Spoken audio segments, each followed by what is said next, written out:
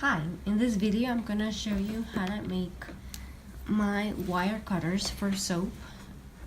I should say shape wire cutters. And these are the tools and materials that I'm gonna use. This is stainless steel. I believe it is an 18 gauge stainless steel. And this is a wire cutter. You are going to need a sturdy cutter for this kind of wire because it is very stiff. And these are flat nose pliers that I normally use to make jewelry. Likewise, this is I guess you could call it a round nose plier, but it is more known as a round mandrel plier. And this is a 3-prong plier. I actually got it from my sister when she was studying for a dentist. Part of it was the orthodontia, so this is actually a tool to make orthodontics or something like that. But I did Google it, and it is known as a 3-prong plier. You may not necessarily need it for your design. It is good to make very sharp angles with the wire. So what I want to make, it is a peacock body, just the upper body of a peacock. So this piece of paper, I'm just gonna draw it. If you could also trace it, or if you have it, or print it, cut it, whichever. And this is not going to be necessarily a realistic drawing. It's just more to give us the idea of the bird. And I am actually on my computer, I have a picture that I'm trying to follow a little bit. I should have probably used pencil to do this, but it's okay.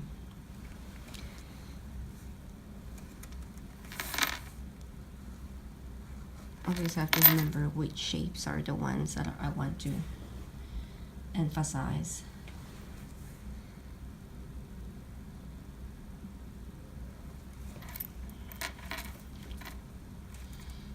Now I'm not going to make the eye with the wire, but I'm gonna put it here just to give me an idea.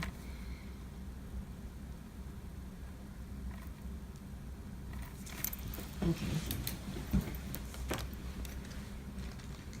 Now I'm looking for a marker so that I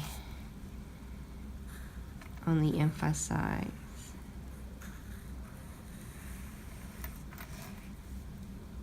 the shape.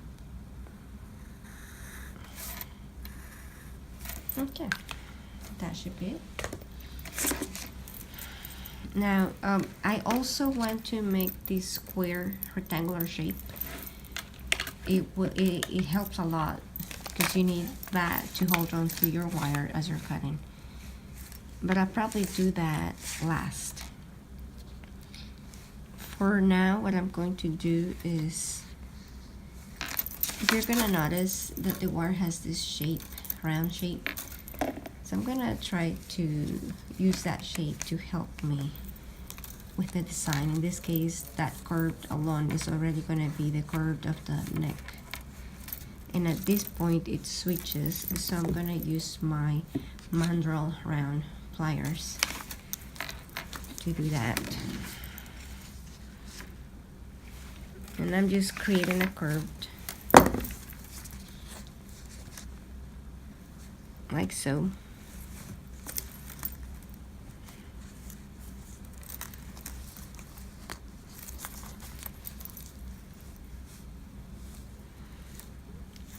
Then I will need to create the angle for where it changes direction for the beak around here.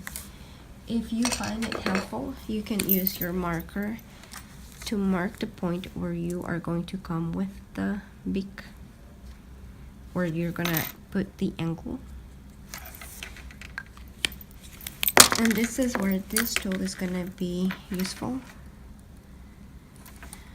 And actually I need to place it like so on the mark.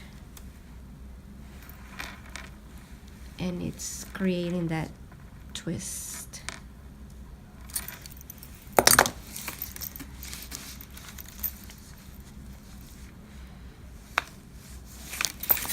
I actually need a sharper twist.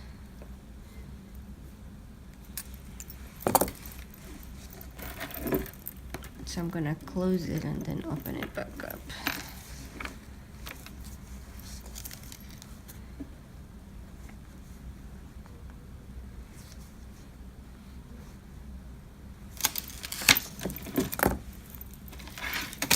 Now these curves I'm going to adjust later. Right now I'm going for the very basic shapes. So I know that at this point, you also have to be careful with this wire. If you let it go, it's gonna spring back. If you feel more comfortable, you could wear eye protection to make sure it doesn't poke you. And so I did this mark because this is where I'm going to twist it up. It's where the beak ends and the face begins. And I may use the curved one here just to give it a curved shape for the face.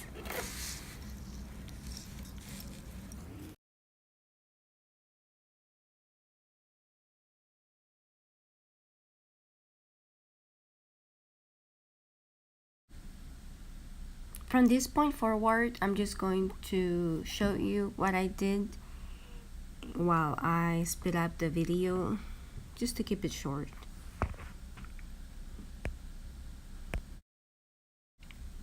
Pretty much what I'm doing is twisting and folding, creating angles on the wire, sort of persuading the wire to take the shape that I wanted to take, which is that of the peacock.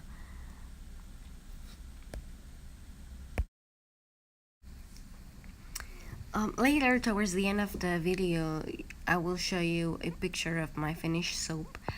I don't particularly like that soap because it got too thick. I was doing 2 soap batches at a time and it just got confusing, and I think I let it rest too long, so my soap got too thick. I wasn't happy with the colors because there is not a good contrast on it. However, now that I have the wire shape, I can do some more experimenting. I've also learned that it's best to cut shorter portions of soap with the wire instead of a long loaf mold. It seems to work better when you're working with smaller volumes of soap. In this part, I'm just doing some finishing touches just to refine the shapes, and then I'm going to start doing the frame for the shape. It really helps to have something to hold on to when you're cutting. Okay, so I'm almost done with it.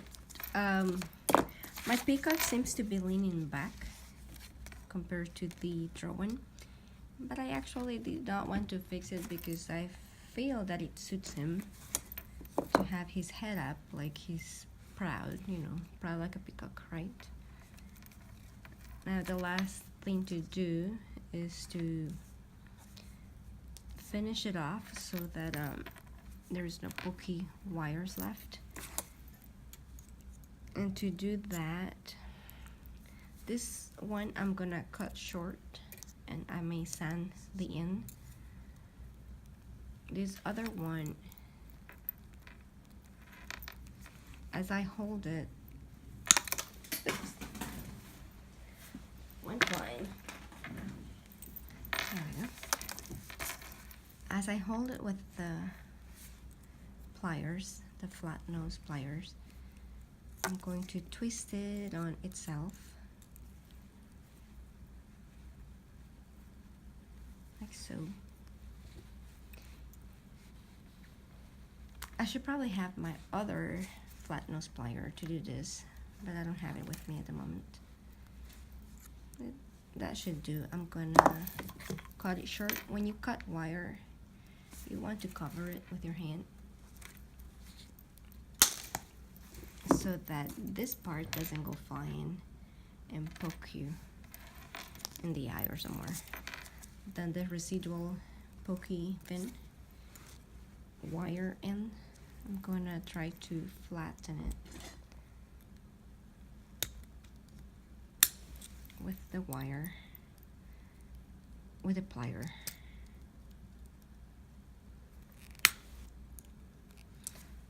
Other things you could do is to wrap it around with tape, electrical tape, the thick one, or sand this end so it doesn't scratch you. And the same thing we'll do with the other one.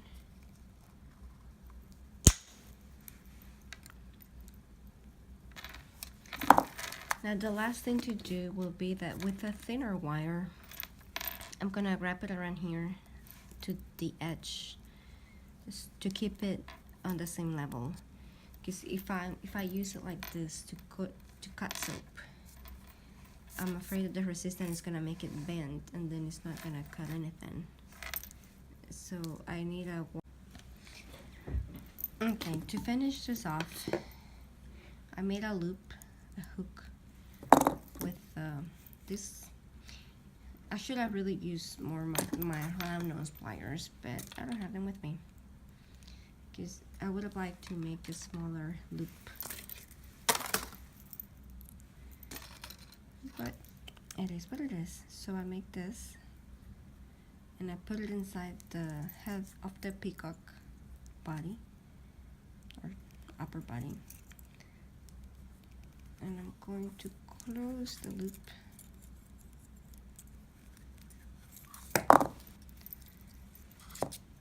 so that this is what we have. So this is gonna be literally pulling on it to keep it in place, which means now I'm going to make this other wire go around the thinner wire.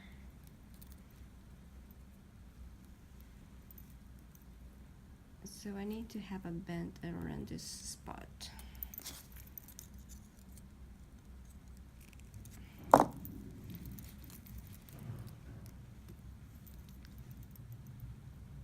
This may be hard to see on video. It's actually very hard to do in person too.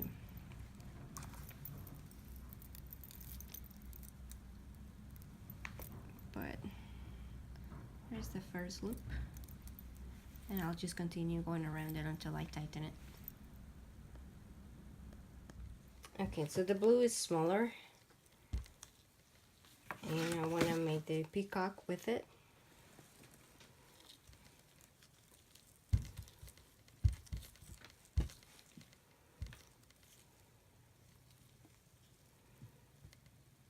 I might be able to get 2 peacocks out of it. We'll see.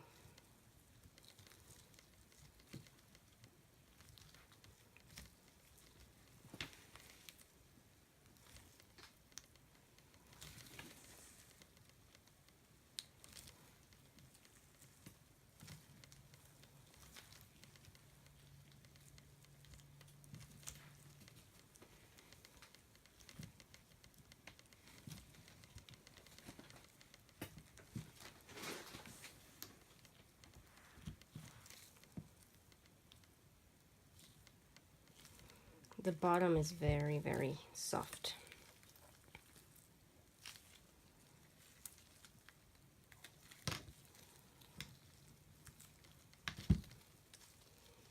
So there is the peacock. This I will need to fix somehow. But I do think I can get another cut out of it.